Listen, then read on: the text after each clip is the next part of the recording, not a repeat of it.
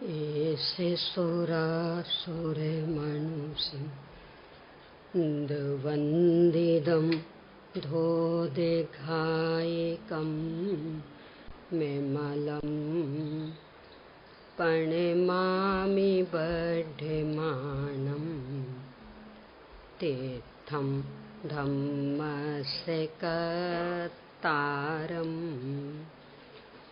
ओम ह्रीं श्री अरहंत सिद्ध आचार्य उपाध्याय साधु पंच परमेष्ठिभ्यो नमो नमः। अपना जीवन सुख शांति में बनाने हेतु संपूर्ण पर पदार्थ और पर्यायों के संदर्भ में ये सब मैं नहीं हूँ, मेरे नहीं हैं, मैं इनका कर्ता नहीं, भोक्ता नहीं, यहाँ मेरा कुछ भी वश नहीं चलना इत्यादि रूप में दृढ़ निर्णय करने के बाद में अब अपने स्वभाव की पर्याय में प्रकट प्रसिद्धि के लिए संक्षेप में समयसार जी की 144वीं गाथा और टीका पर चर्चा करते हुए ध्यान के स्वरूप को स्पष्ट करने वाली द्रव्य संग्रह ग्रंथ के कुछ गाथाओं पर चर्चा करने के बाद 203वीं गाथा के आधार से अपन ने देखा कि एकमात्र ज्ञान पद से ही अपने संपूर्ण प्रयोजनों की सिद्धि होनी है। यही एक नियत है, नित्य है, एक है, तत्स्वभाव संपन्न है। इसलिए यहाँ यदि बैठे यानी इसे अपनत रूप से जानकर मानकर इसमें स्थिरता की तो नियम से ये हमें आश्रय देगा, यानी पर्यायों को आश्रय मिलेगा, दर दर भटकने से बचेंगी पर्याय। इसलिए एकमात्र यही ही बैठने का स्थान है, रसास्वादन करने योग्य है। इस पर चर्चा के बाद में प्रश्न खड़ा होता है कि ठीक है, मान लिया कि एकमात्र ये ही बैठने योग्य है, ये ही रसास्वादन करने योग्य है, पर करें कैसे? इसकी प्रायोगिक प्रक्रिया क्या? तो उसकी चर्चा आचार्य श्री 204वीं गाथा और टीका में कर रहे हैं। इसमें यहाँ तक अपना विषय पहुँच गया है कि अनादि अनंत ज्ञान गुण, उसकी अनादि से लेकर अनंत कालीन स्थिति के बीच में होने वाली ज्ञान संबंधी अनंत अनंत पर्याय, जिनमें निरंतर जानना जानना जानना होते होने पर भी जानने की प्रक्रिया और जानने के विषय, इनको लेकर के 5 भेद हो जाते: मति ज्ञान, सुरत ज्ञान, अवधि ज्ञान, मना पर्याय ज्ञान और केवल ज्ञान। पर ये 5 भेद एक ज्ञान स्वभाव को ही बता रहे, और ज्ञान स्वभाव एक आत्मा को ही बता रहा है। इसलिए इस जानने जानने रूप परिणमन के बल पर जो शाश्वत ज्ञान स्वभावी आत्मा तक पहुंच जाता है, वही ही मोक्ष का पात्र होता है, उसे ही निर्वाण की प्राप्ति होती है। क्यों? क्योंकि आत्मा यानी शाश्वत ध्रुव तत्व वास्तव में परम पदार्थ है, सर्वोत्कृष्ट पदार्थ है, सब कुछ अपने को इसमें से ही मिलने वाला, और वास्तव में ज्ञान ही है। तो ज्ञान के अतिरिक्त अन्यत्र खोजने का प्रयास नहीं करना, और ये एक है, यानी अब दुविधा के लिए कहीं अवसर नहीं कि ये अथवा ये एक ही है। और इसका जो प्रगट परिणमन जानना जानना जानना चल रहा, वह भी भले ही प्रक्रिया आदि की अपेक्षा से अलग अलग दिखता हो, पर वास्तव में एक ही पद है। यानी जानना जानना जानना जानना ही निरंतर इसमें विद्यमान।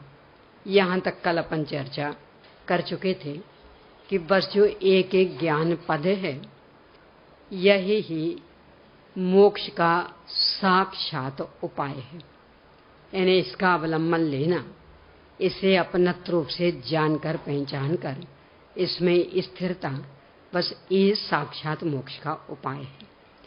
शब्दों में तो इतना ही आएगा, बाकी स्वयं एकांत में बैठकर पूर्णतया अपने को एकाकी देखते हुए करना पड़ेगा। देखो, लोक में भी ने आत्मा तो अमूर्तिक तत्व है, आत्मानुभव तो अमूर्तिक है, तो उसको तो कोई दूसरा क्या सहारा देगा वेदन करने में। पर जो मूर्तिक पदार्थ हैं, उनके भी वेदन करने में दूसरा कोई सहयोगी बन सकता? न शक्कर मीठी होती, सब मीठी कैसी? तो यही कहेंगे कि भाई एक दाना जीभ पर रखो, पता लग जाएगा। ठीक है, रख लिया हमने जीभ पर मीठी कैसी? बोलो कैसी है? कैसी है?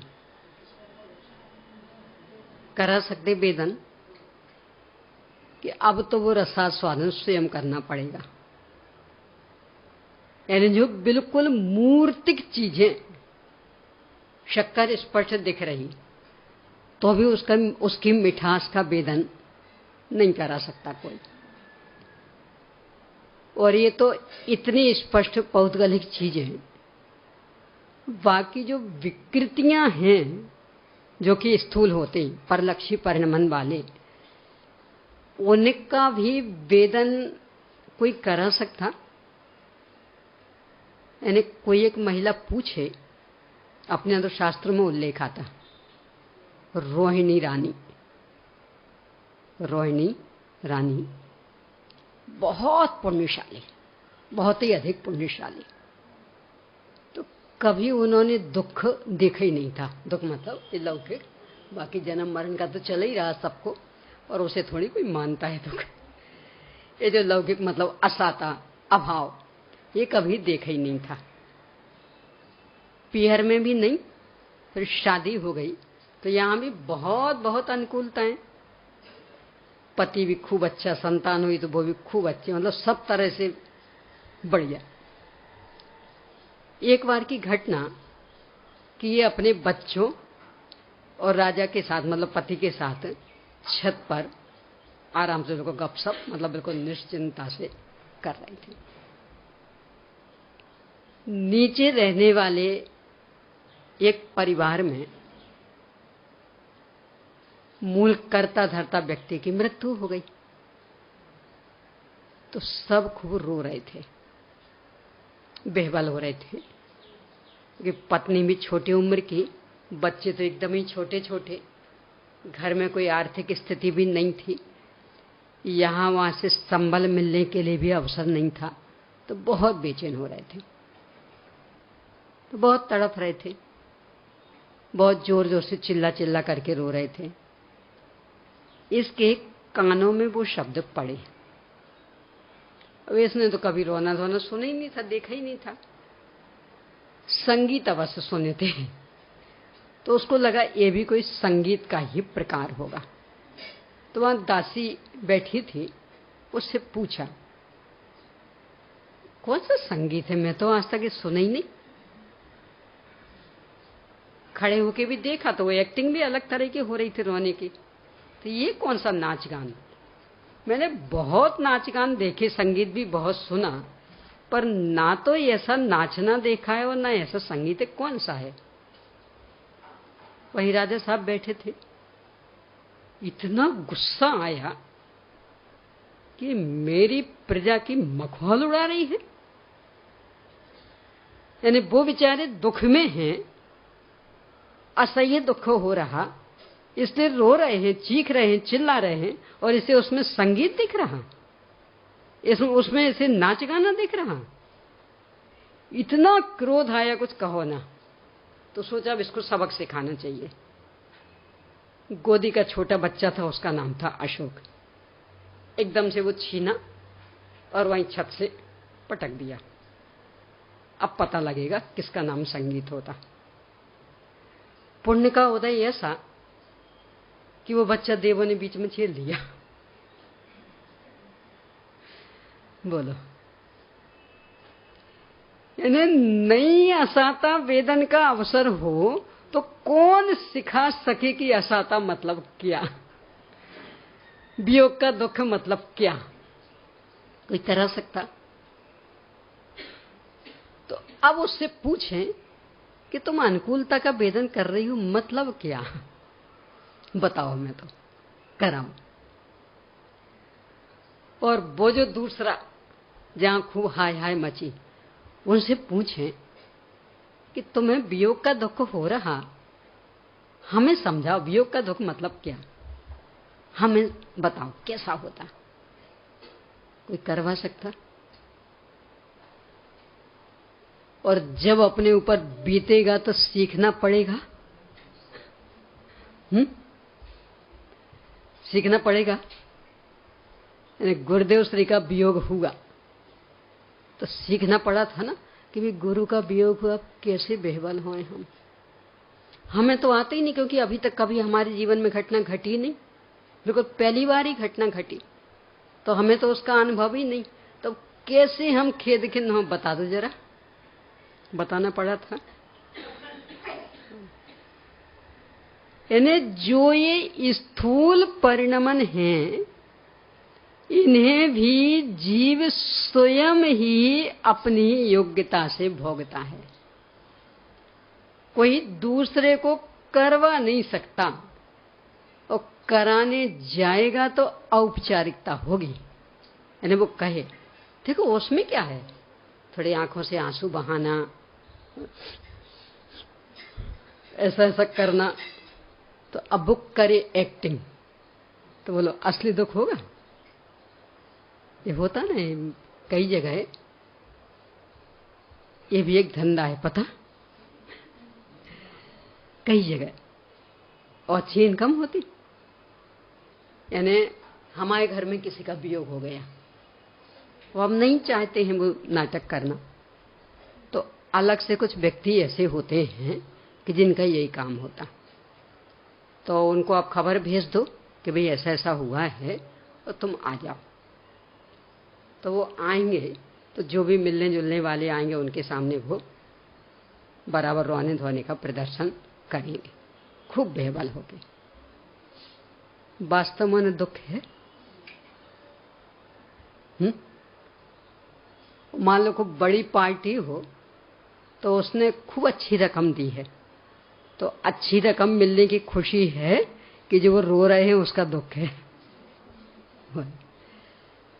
यानी नकली तो ऐसे ही नाटक होगा। और जो वो उसकी पत्नी, पति गुजर गया ना, भले रो नहीं पा रही है, क्यों, कितनी कितनी ऐसा होता ना, समाज की मानसिकता भी कुछ ऐसी होती। देखो कोई भी मरेगा तो रोएगा नहीं, कोई प्रदर्शन नहीं होना चाहिए, तो नहीं रो पा रही है, पर अंदर अंदर कितनी रो रही। अब उसके दुख को कौन मेटे और इनके दुख को कौन असली बनाए। यानी जो वेदन करने वाली चीजें होती हैं, ये पूर्णतया स्वतंत्र स्वाधीन होती हैं, इसमें दूसरों का हस्तक्षेप बिल्कुल काम नहीं आता। इसलिए अच्छे से अपनी मानसिकता ये बना लेना कि अब बस इसके बाद पूर्णतया स्वतंत्र स्वाधीन होकर अपने को करना पड़ेगा। यदि कोई कहता है कि नहीं हम करवाएंगे, तो समझ लेना गुमराह कर रहा, हमें सही मार्ग से हटाने का प्रयास कर रहा। क्यों? क्योंकि ध्यान का स्वरूप तो अपन ने द्रव्य संग्रह जी की गाथा के आधार से देखा था कि जहां ना कुछ सुनना है, ना कुछ करना है, ना कुछ सोचना है, तो दूसरा कराएगा तो उसका सुनना पड़ेगा ना, उसे देखना पड़ेगा ना। तो अब हमारी वृत्ति तो और बहिर्मुखी हो गई, तो ध्यान कैसे होगा?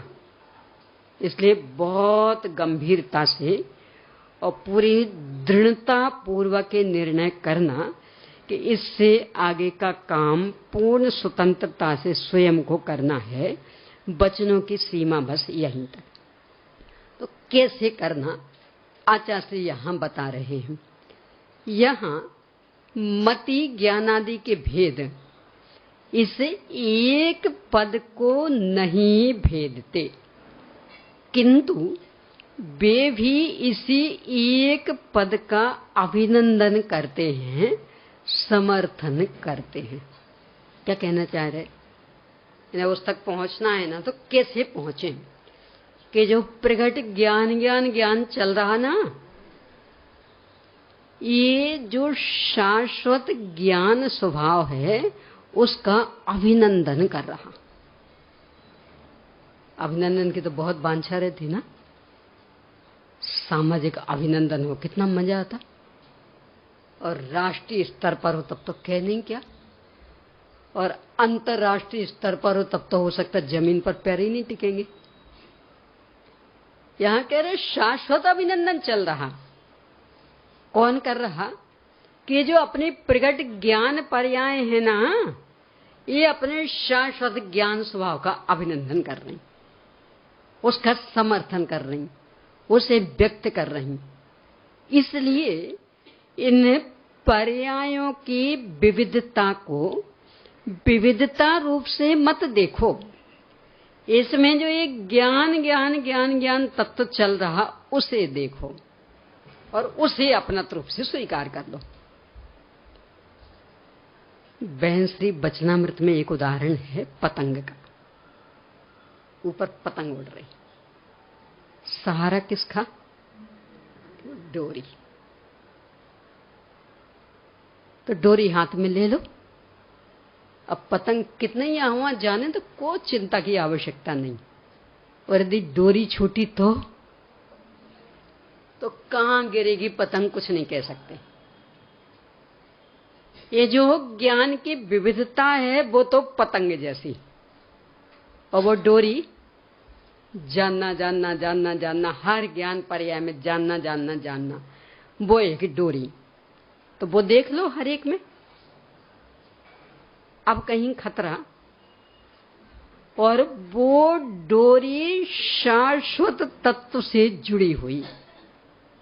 एक दिन पहले चर्चा की थी इंडिकेटर की उतनी सी लाइट किसको बता देती,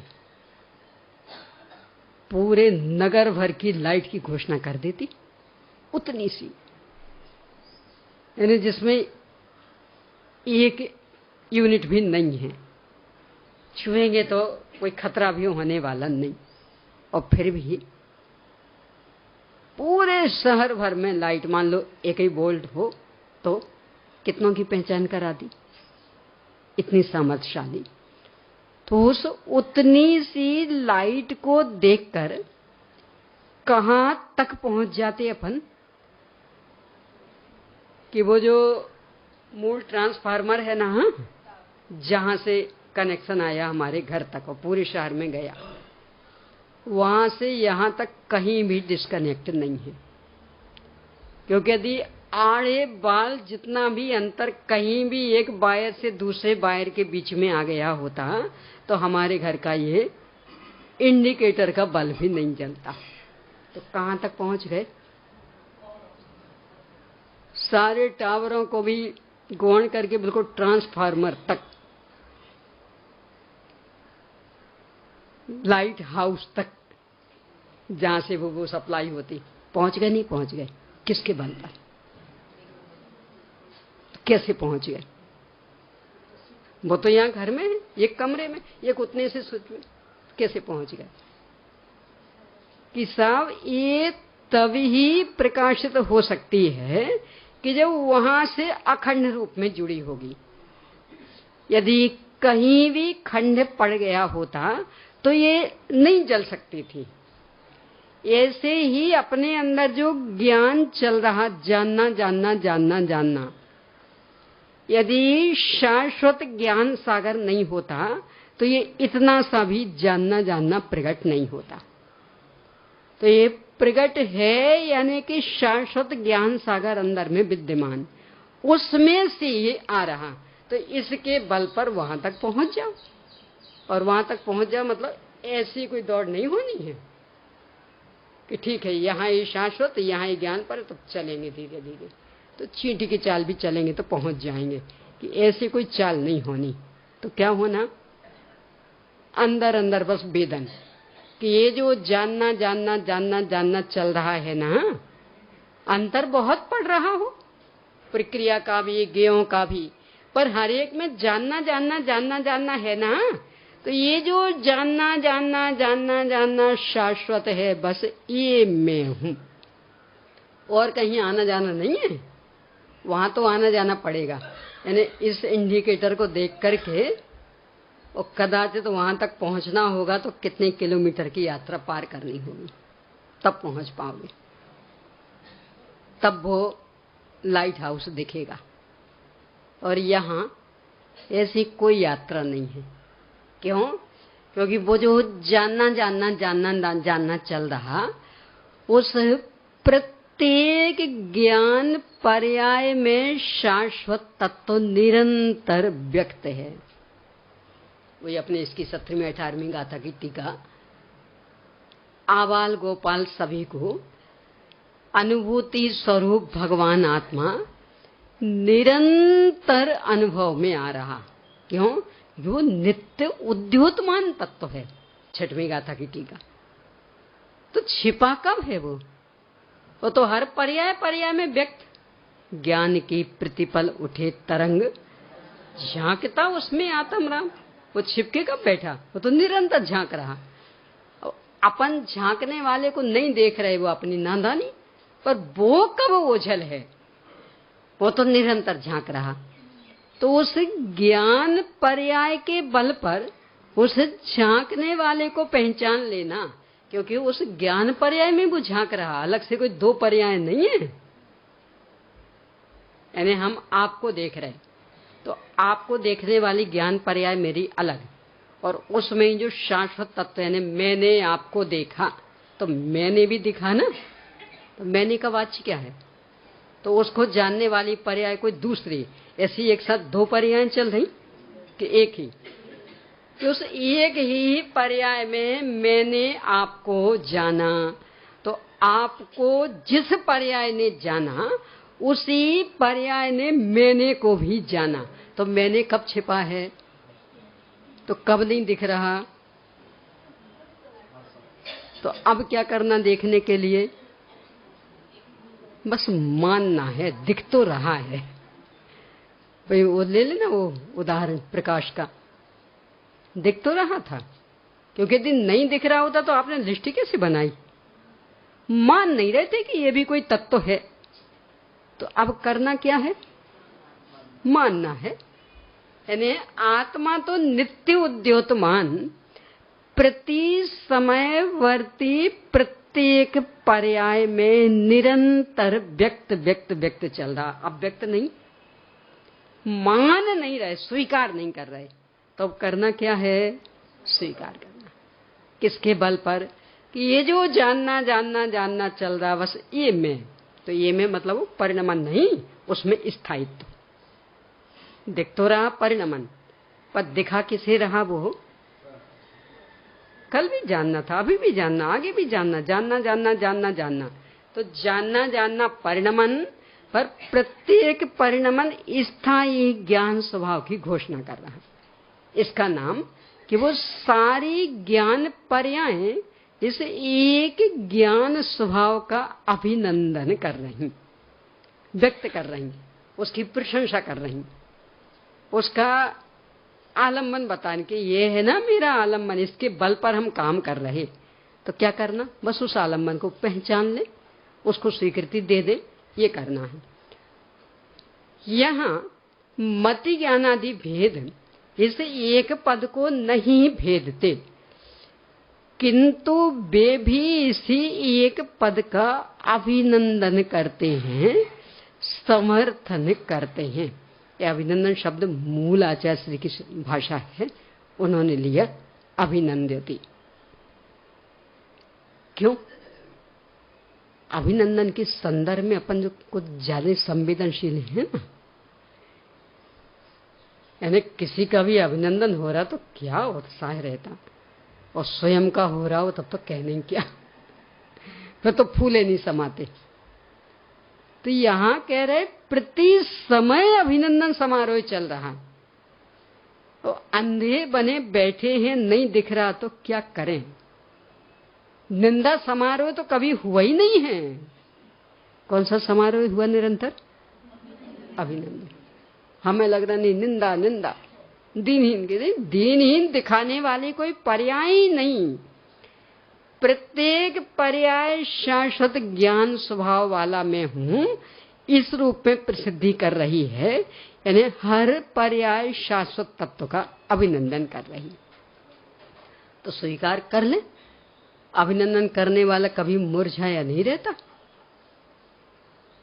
और न जिसका अभिनंदन हो रहा वो, यानी आप किसी का अभिनंदन कर रहे हो, कैसे करेंगे?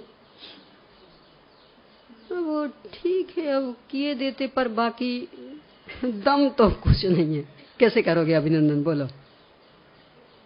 है ना, इतना हर्ष कि रोम रोम पुलकित हो रहा, छिपाए नहीं छिप रहा हर्ष। और जिसका करोगे वो ठीक है, वो आगे जबरा नहीं है तो करवाए लेते हैं, ऐसे उसका भी हर्ष छिप नहीं रहा। यहाँ ये पर्याय अभिनंदन करने वाली और शाश्वत ध्रुव तत्व का अभिनंदन कर रही, यानी दोनों ही आनंदमय। ज्ञान आनंद, ज्ञान कहते ही उसे जो आनंद दे। अरे लोक में भी ज्ञान कहते उसे कि जो आनंद दे। जो ज्ञान संकट में डाल दे उसे लोक में ज्ञान कहते कि आनंद दे। लौकिक ज्ञान में किस लिए व्यक्ति अर्जित करता? आनंद मिलेगा, सुख मिलेगा कि दुख मिलेगा। यानी कोई भी विद्या सीखता है, पढ़ाई करता है तो किस लिए? कि हम दुखी हो जाएं, सुखी होने के लिए करता। तो जब लौकिक ज्ञान भी सुख का साधन बनता तो ये आत्मिक ज्ञान दुख का साधन बनेगा।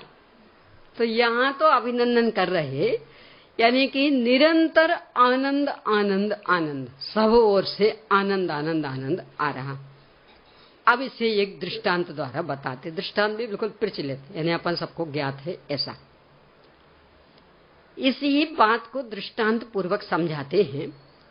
जैसे इस जगत में बादलों के पटल से ढका हुआ सूर्य, जो कि बादलों के विघटन के अनुसार प्रगटता को प्राप्त होता है, उस सूर्य के प्रकाशन की हीनाधिकता रूप भेद उसके सामान्य प्रकाश स्वभाव को नहीं भेदते हैं।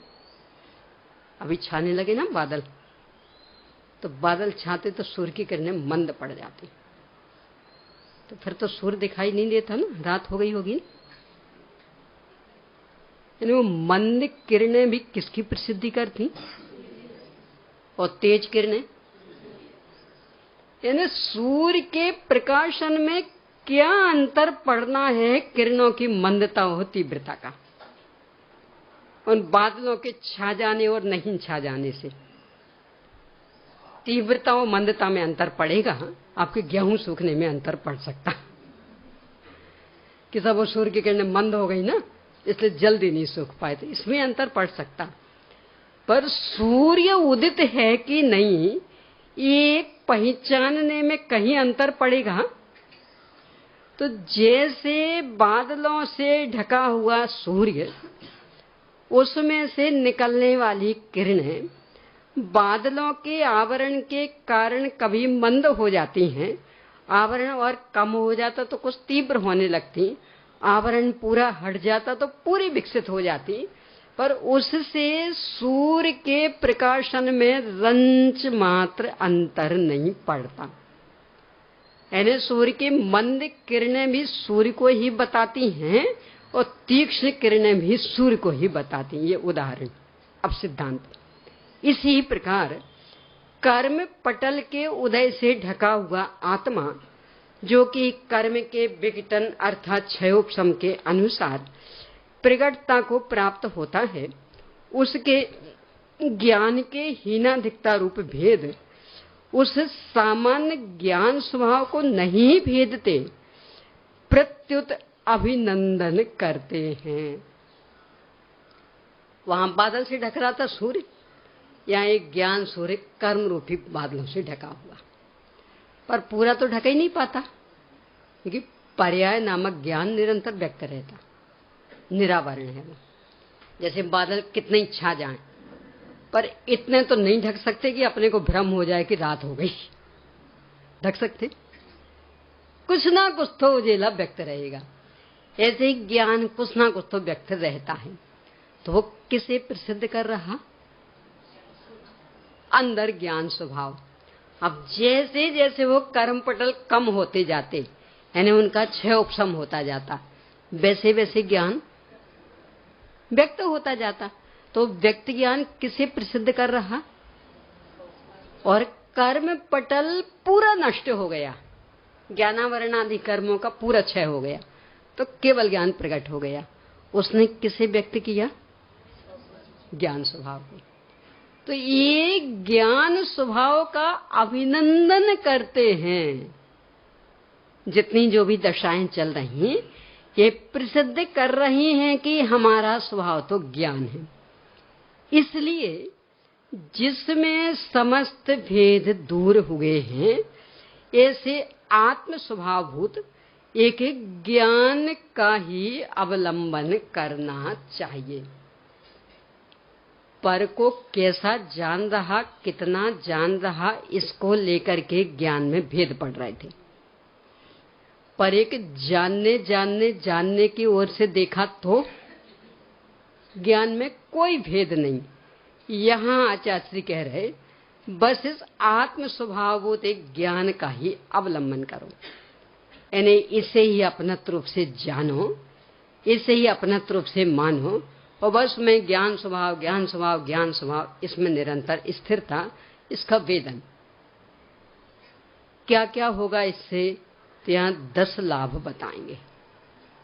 अत्यंत संक्षेप में एक बार पहले भी चर्चा आ गई और वो प्रश्न भी पूछा गया था, कौन से 10 लाभ, और उस समय ये भी कहा था कि इसको याद कर लेना। क्यों? काम कितना और लाभ कितना बड़ा, कितना लाभ मिला, इससे ही काम की महत्ता होती। कितना था, कितना समय लगा, कितना श्रम हुआ, इससे फर्क नहीं पड़ता। अपने भारत की घटी हुई घटना, बहुत बड़ा एक उद्योग था, मेरे ख्याल से यहीं का था, एकदम से फैक्ट्री बंद पड़ गई। कहीं आ गया किसी मशीन में फॉल्ट, बंद पड़ गई। भारत के सारे इंजीनियर लग गए, पर वो मशीन चालू नहीं हुई, पूरी फैक्ट्री बंद। लाखों रुपए रोज का सामान बनता था, घाटा घाटा घाटा, यानी मशीन चल ही नहीं रही। एक बंद पड़े तो सब बंद। कोई भी इंजीनियर नहीं सुधार पाया। समाचार जर्मनी भेजा, वहां की सरकार ने कहा हमारा इंजीनियर आएगा, पर दोनों तरफ का एरोप्लेन का टिकट और 10 लाख रुपए नगद, और जितने दिन रहेगा वहां उतने दिन की पूरी 24 घंटे की व्यवस्था 5 स्टार होटल की। अब चूंकि लाखों का माल रोज बंद, फैक्ट्री बहुत घाटे में चल रही थी, स्वीकृति दे दी। तो आया, सारी मशीनें देखी, बहुत अच्छे से देख के, और बस एक छोटा सा हथौड़ा लिया और मान लो यहाँ, और बस इतना किया और पूरी मशीनें चल पाई। ये सब उसने पहले से रखवा लिया था, क्योंकि वो जानता था कि यदि मेहनत कम लगी तो फिर 10 लाख कौन देने वाला, कि तुमने किया क्या है। बस अकेले इतना तो हम ही कर लेते, कोई हाथ में भी दर्द नहीं हुआ, कौन देता। क्योंकि पैसे तो पहले ही रखवा लिए थे उसने, तो अब वापसी का तो प्रश्न ही नहीं था। पर फिर भी पूछा कि इतने से कि 10 लाख बहुत महंगा सौदा, कि ये इतने से के नहीं है। तुम्हारे सारे इंजीनियर इतने दिन से देख रहे हैं और उन्हें इतना सा फॉल्ट समझ में नहीं आया, और मैंने एक नजर सर्वत्र दौड़ाई और ख्याल में आ गया मशीनों का कितना अनुभव मेरा, यानी मैंने कितनी बुद्धि लगाई है इसमें। ये 10 लाख उसके हैं। इतना तो मैं ऐसे फोकट में भी कर देता, इसका तो मैंने लिया, क्योंकि इसमें क्या होगा, बस थोड़ा सा तो किया है, ऐसा बोलो। काम के हिसाब से रुपए दिए जाएंगे कि महत्व के। कितना बड़ा हो गया काम कि पूरा जो उद्योग बंद पड़ गया था और प्रतिदिन का लाखों का घाटा और वो चालू हो गया, तो उससे नापा जाएगा कि बस इतना सा, इससे नापा जाएगा। ऐसे ही बस इतना सा हमने किया कि जो जानना निरंतर चल रहा था, हमने माना कि ये मैं, और इसमें ही संतुष्ट हो गए। कि काम छोटा बड़ा नहीं होता, फल के आधार से निर्णय होता। बिल्कुल लौकिक न्याय। ये जो बहुत बड़े बड़े कमाने वाले होते ना, करोड़पति अरबपति, क्या करते वे? आराम से एयर कंडीशन ऑफिस, आराम से बिल्कुल आरामदायक टेबल कुर्सी, अपनी सुविधा के हिसाब से चाहे जैसा घुमा लो, सब बिल्कुल आरामदायक। और गए उस पर बैठे और कुछ ऐसी पलटा पलटी की और 2-4 हस्ताक्षर किए, हो गया धंधा, और करोड़ों आ गए। क्या काम करते? करते नहीं करते? अब वो पत्नी हो, वो कहे इतना तो हम ही कर देंगे। तो करते क्या हुआ? करते किस पे?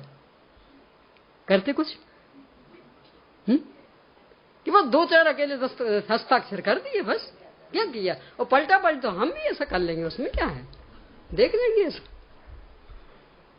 बोलो करते नहीं करते कुछ?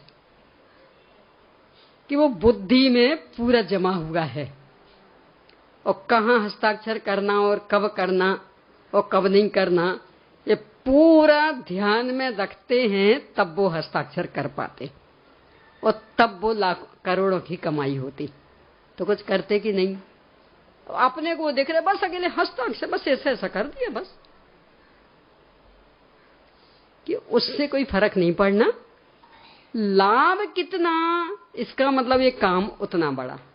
ऐसे ही यहां कि लाभ कितना, कि अनंत अनंत दुखों का अंत, संसार परिभ्रमण का अंत, अनंत अव्यवहार सुख, पूर्ण निर्बंध दशा।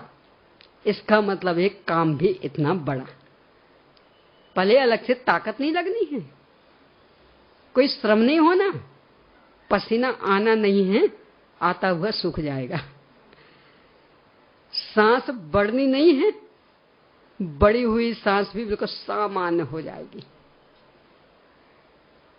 तो श्रम के नाम पर तो इतना सा, पर लाभ कि जहां से ज्ञान ज्ञान ज्ञान प्रकट है, बस वहां इस ज्ञान को जोड़ दिया, तो ऐसा आबाद हुआ कि अनंत अनंत काल की सारी समस्याएं हमेशा हमेशा के लिए विलीन हो गई। अब कभी संकटों का सामना नहीं करना पड़ेगा। ये लाभ यहाँ इस रूप में 10 बताए हैं। ये जो 203, 204 और आगे भी 205वीं गाथा और फिर 206वीं गाथा, बस इन सब को आधार बना करके ही ये जो आप रात को कभी कभी पढ़ लेते हो ना, ये वाला पद आत्मभावना, ये इनका सार है। तो अब लाभ पर चर्चा करने के पहले थोड़ी सी इस पर चर्चा कर लें, तो इसका भी भाव और खुल करके सामने आ जाएगा। आप लोग भी ले सकते हैं, साथ में पढ़ सकते हैं। नित्य मंगलमय चिद धारा हूँ, निज्ञान की केवल धारा।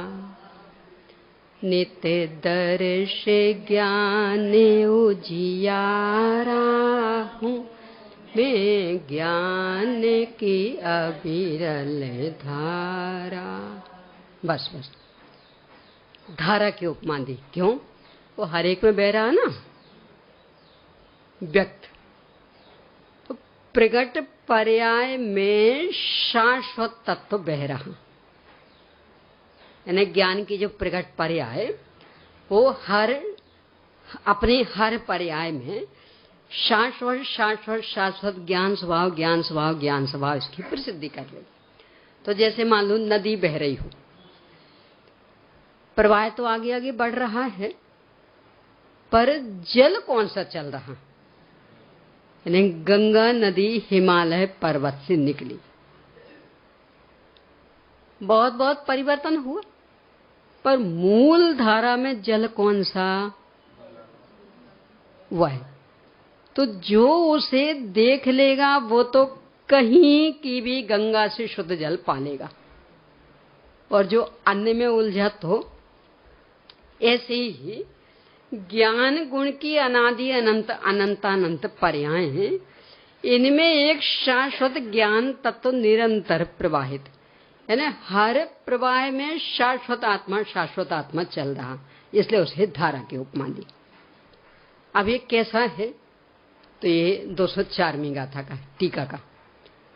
मैं ज्ञान मात्र उपयोगी मई, मति श्रुत अवधि का घाट नहीं, करे मोह से नित निरपेक्ष मई, मन परे केवल ज्ञान नहीं। वो नदी बहती ना, तो बहती है तो आने कहने के नगरों के में से, नगरों के आसपास से निकलती है तो घाट बन जाती। जहां से निकली थी गंगोत्री से बिल्कुल पतली धार थी, और बढ़ते बढ़ते हरिद्वार में जाके देखो तो और विस्तृत, और फिर कानपुर इलाहाबाद आदि में देखो तो कितनी विस्तृत, और फिर बंगाल की खाड़ी की ओर जाके देखो तो और ही विस्तृत। कहते ये उस नदी के घाट हैं। घाटों में मुग्ध नहीं होना। ये तो कहाँ है गंगा नदी, कहाँ है गंगा नदी? ये तो कानपुर की गंगा। कानपुर की गंगा नहीं होती, ये तो इलाहाबाद की गंगा। कि गंगा इलाहाबाद की नहीं होती, गंगा तो गंगा की होती है। वो कानपुर में बने हुए घाट वो उस नगर के कारण हो सकते, इलाहाबाद में बने हुए घाट वो उस नगर के कारण हो सकते, कि नगर जैसा होगा वैसे घाट बनाने पड़ेंगे, पर मूल गंगा की धारा ऐसे ही ये मत ज्ञान, सुरत ज्ञान, अवध ज्ञान, मना पर्याय ज्ञान, केवल ज्ञान, ये तो वो घाट है। यानी ये ज्ञान ज्ञान ज्ञान ज्ञान का प्रवाह चल रहा है, और इन पर्यायों के, इन नगरों के बीच में से गुजरता हुआ। तो ये घाट अलग अलग दिखने लगे, कोई छोटा घाट तो कोई बड़ा घाट। यानी हरिद्वार का घाट थोड़ा छोटा है, कानपुर का और बड़ा हो गया, इलाहाबाद के और बड़े बड़े हो गए। तो क्यों हो गए? कि वो वहां की आवश्यकता, कि और कोई कारण? कि जहां जितनी जनसंख्या, और जो जनसंख्या जहां जितना महत्व दे रही होगी उस नदी को, तो बार बार वहां आएगी, तो उसके अनुसार घाट बनाने पड़ेंगे।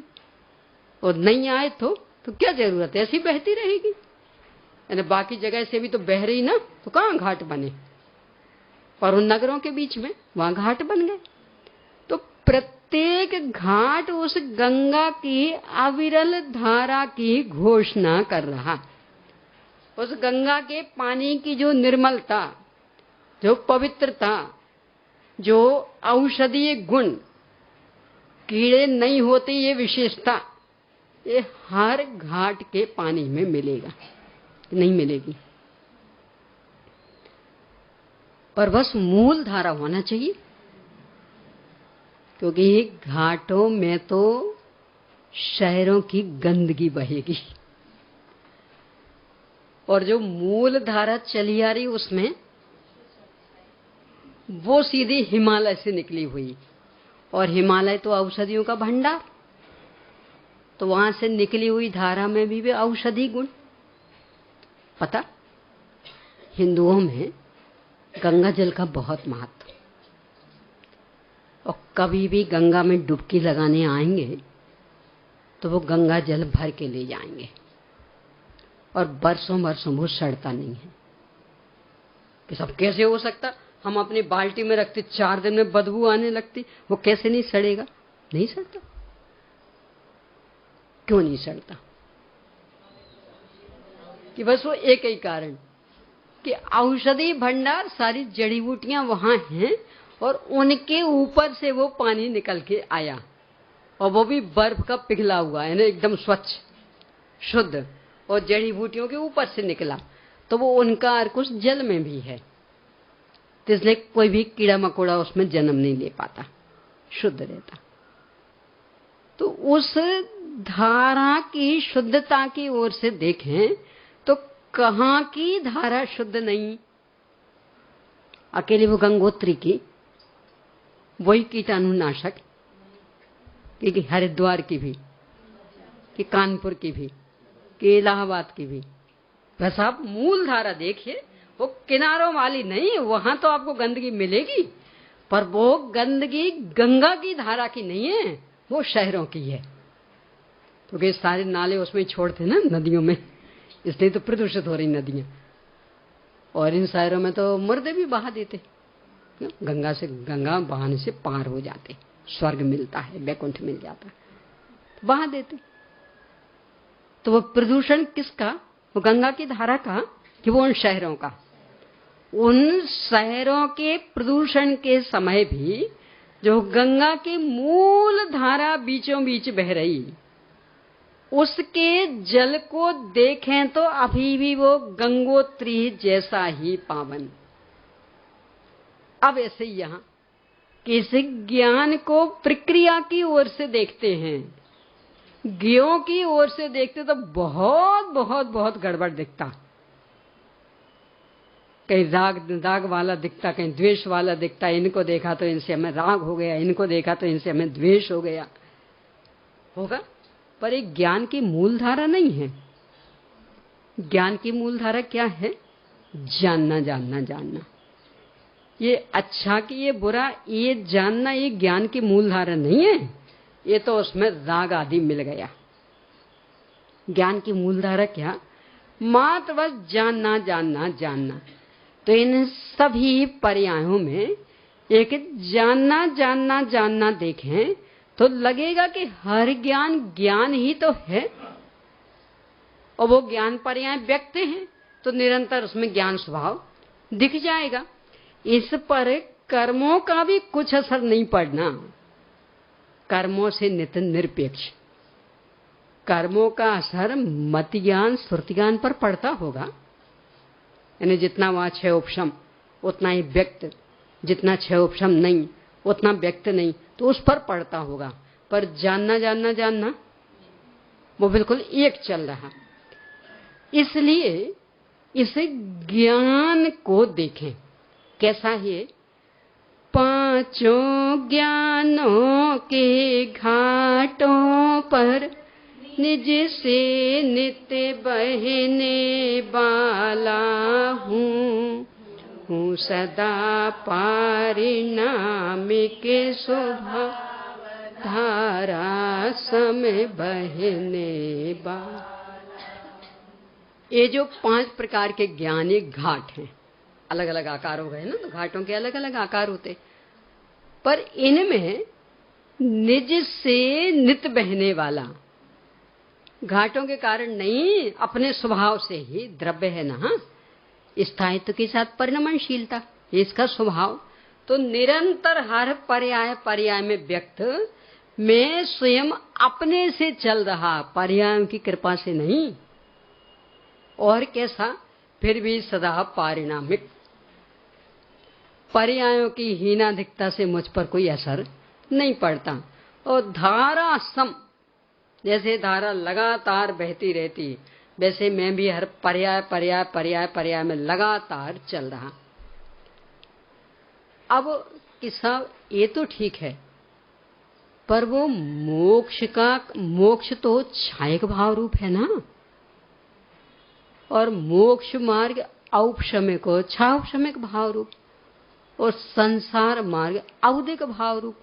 तो हमें संसार को नष्ट करना तो औदिक भावों को नष्ट करना पड़ेगा, और मोक्ष चाहिए तो छायक भाव को प्रकट करना होगा, और वो मोक्ष मार्ग पूर्वक होगा तो छाउपशमिक और औपशमिक भाव प्रकट करना होगा कि हाँ, पर ये हैं क्या? अब उसकी चर्चा।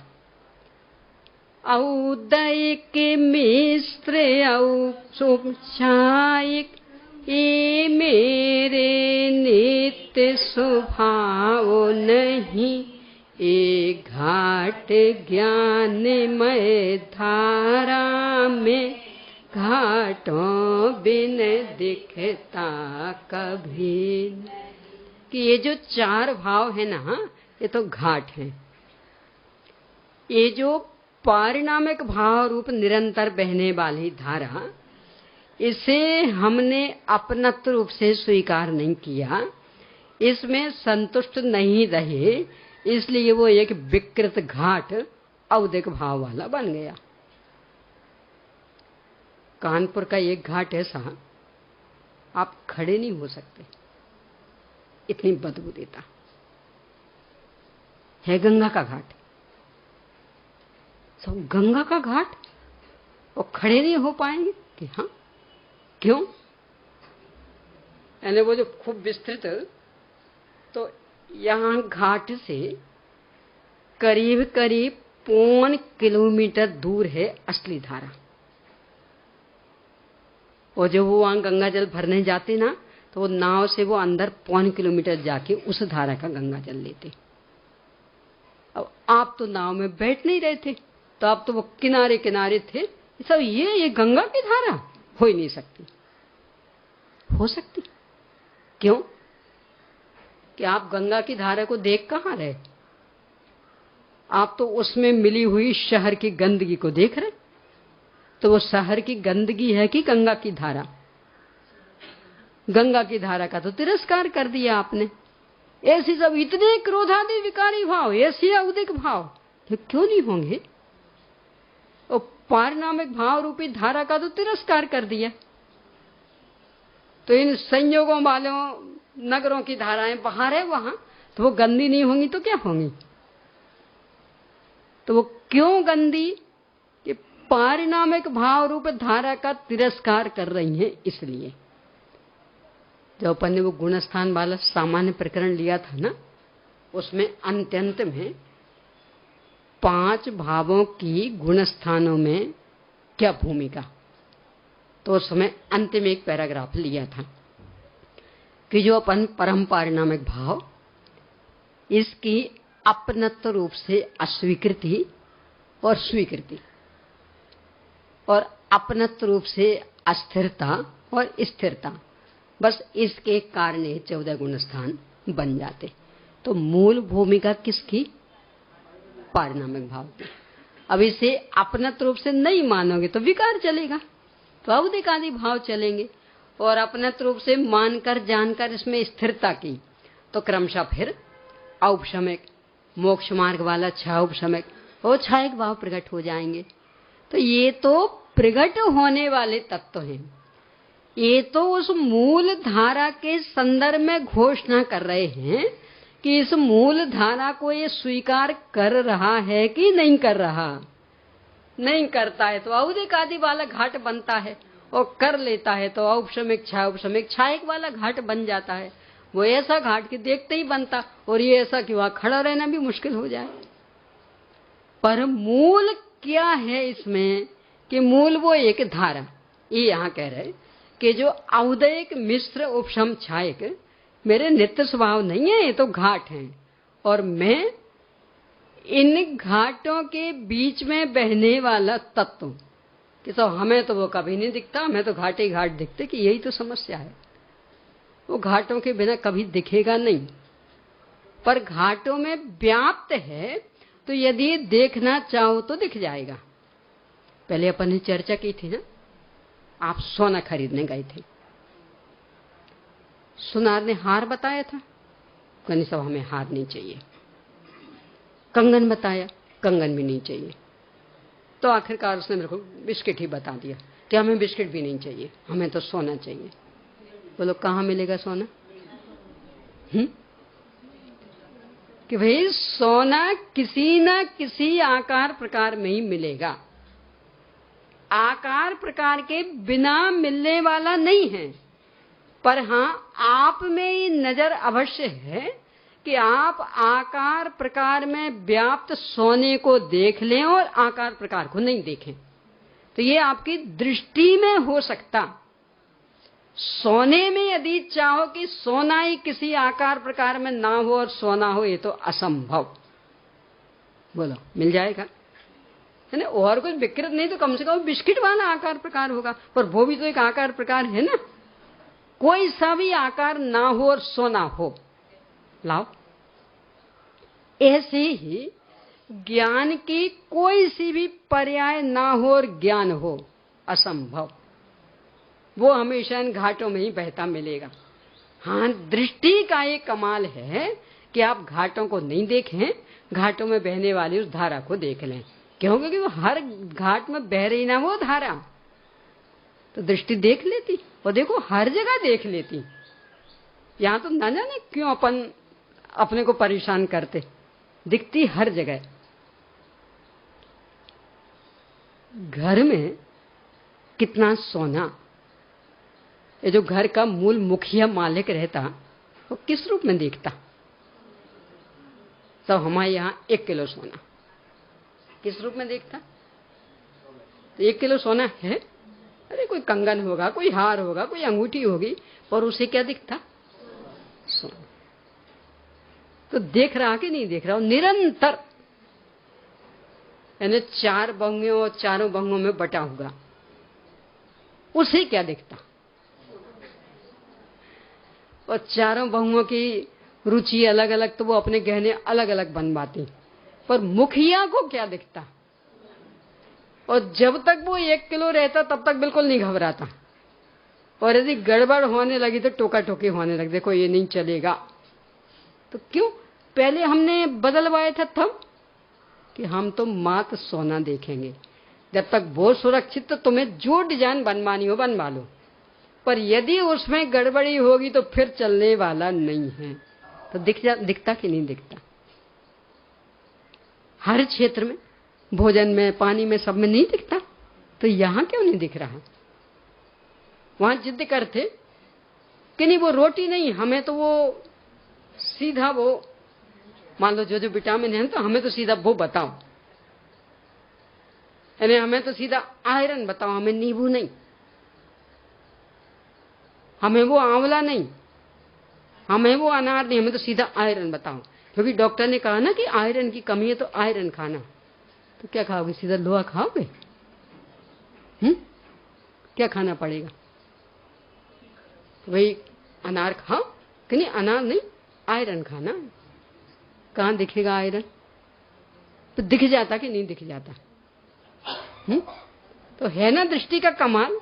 तो जब इन सब में दिख जाता है, यानी जिसमें जो जो विटामिन, तो अलग से कहीं ऐसा नहीं रखा अरे जड़ शरीर ये देख रहा है और बराबर उसमें से वो विटामिन खींच लेता। अपन चेतन होके नहीं देख पाएंगे, यानी जिसके पास आंखें नहीं वो देख रहा बिना देखने वाला, और जिसमें जो विटामिन है वो बराबर उसमें से वो खींच लेता। और चेतन तत्व क्यों नहीं देख पाएंगे? तो निरंतर जितने घाट बन रहे, पर्यायें चल रही, हर एक में अखंड ज्ञान स्वाभाविक पारिणामिक तत्व बह रहा। तो बस इसे देखना, ये घाटों के बिना तो कभी मिलने वाला है नहीं, हमेशा घाटों में मिलेगा। पर एक कमाल है कि आप घाट नहीं देखो, घाटों में बहने वाली उस धारा को देख लो। पर यदि ये जिंदगी के लिए घाट ही नहीं होना चाहिए तब ये तो असंभव, यानी पर्याय होनी नहीं चाहिए, तो ऐसा सत्य तो मिलने वाला है नहीं। क्योंकि सत्य का लक्षण ही उत्पाद भय ध्रुविकतम सत्य। हाँ, पर्याय में आप पर्याय मत देखो, ध्रुव को देख लो। पर पर्याय को हटाने जाओगे तब तो सत्ता ही खत्म, वो तो असंभव। ये यहाँ कह रहे हैं। और भी लाइनें अभी हैं, समय अभी का हो गया, आगे करेंगे और चर्चा। चलिए प्रश्न लिख लीजिए।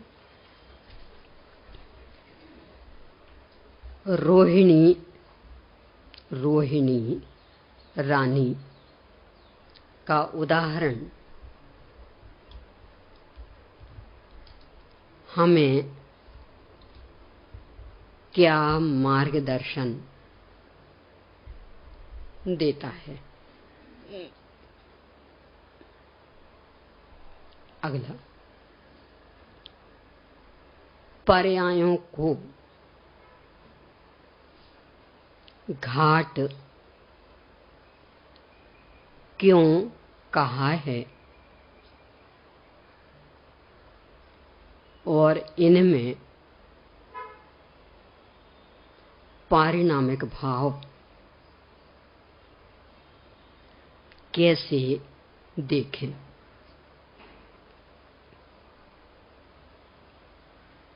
अगला, ज्ञान की सभी पर्यायें